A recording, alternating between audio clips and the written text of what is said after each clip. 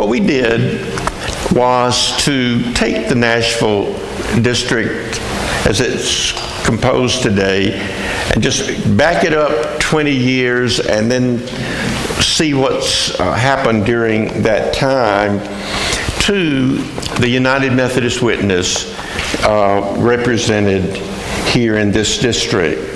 And so you have an outline with these points on it. What we found is the Nashville district is strong in many ways. There are many, many districts. Virtually all the districts in the denomination would happily change places with you. Attendance has remained remarkably stable and strong over this 20-year period. And that includes these years since 2002, when worship attendance in all churches overall has been going down. Here's what happened. In the 1990s, attendance was very strong in the United States. Then it was strong in 2000, and then there was a bit of a tip upward in 2001. You remember? Yeah. After 9/11, for 5 Sundays, more people attended worship in the United States than had done so in decades. But after 5 Sundays, the attendance turned down, and it has not stopped going down since. It was down in 2002, 3, 4, 5, all the way to 2013. There is indeed a worship attendance recession going on in the United States. So to be able to maintain stable attendance during this era when the national trend is very much otherwise is quite a remarkable achievement.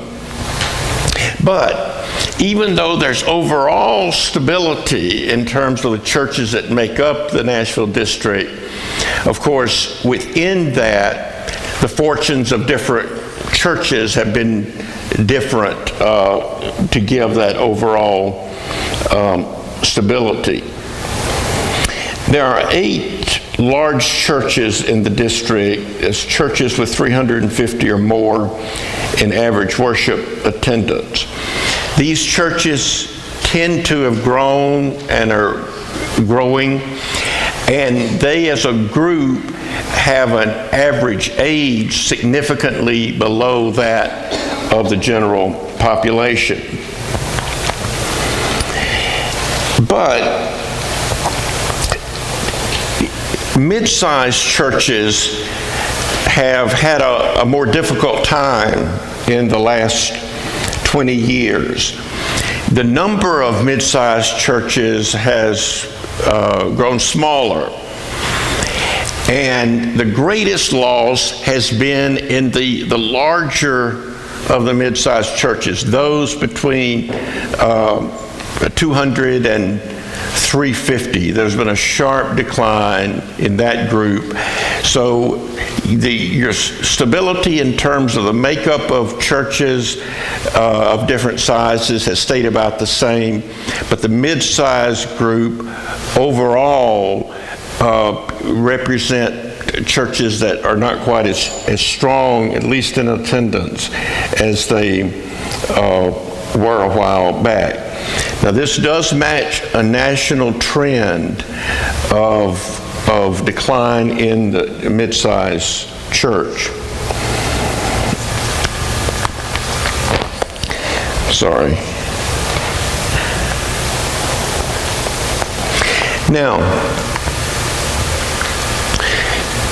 the Nashville district has many fewer smaller churches than most more rural districts do in the denomination, but the number of those has stayed fairly stable. There is some decline in the larger of the small churches.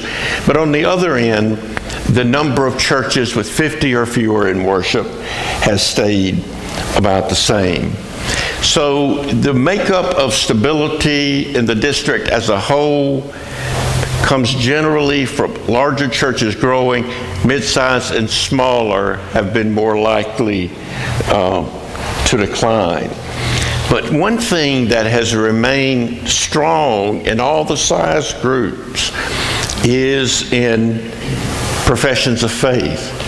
And this is a very good sign and a very positive marker for you. Now, the most striking characteristics represent potential for growth. 2/3 of the churches in the Nashville district are projected to have population growth within a 3-mile radius around your church, being a largely urban district for some, that the 3 miles fits, for some it doesn't. But generally, you're in a place where people already live, people want to live here, more people are going to want to live here, and very few places where there will be fewer people. So there's great opportunity.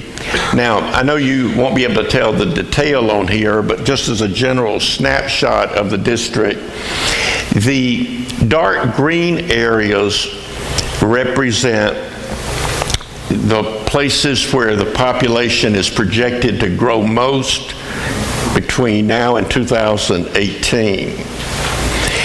The light green is where there's growth projected, but not quite as much as the dark green.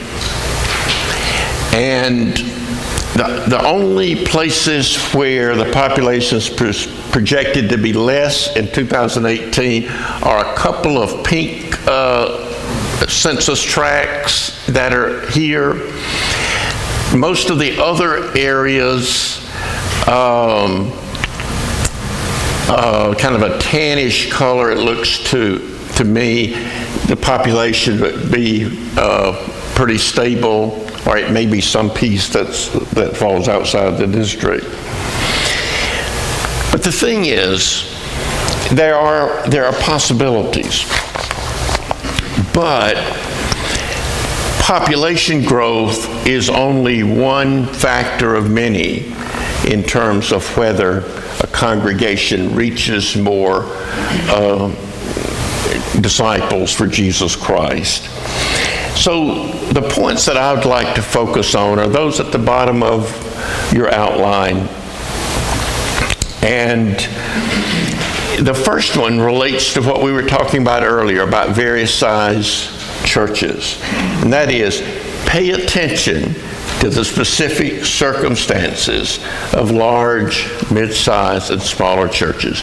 The size of your church does matter in terms of certain things that can be said about issues that you may be facing.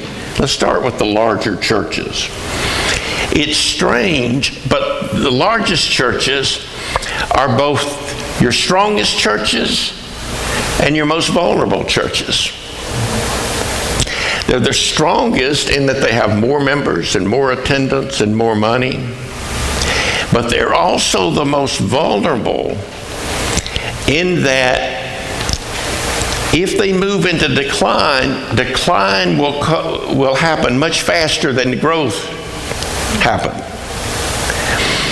And they're very susceptible to a clergy mismatch or to a major conflict in the congregation that can have, within a relatively short time, major consequences. Whereas the same thing may happen at smaller churches, and it makes a difference, but not the kind of difference that can be made fairly quickly in a larger situation. So yes, they're strongest, but they're also more vulnerable. And sometimes it's easy to miss shifts or trends. So there's a particular kind of paying attention that's required in the large church.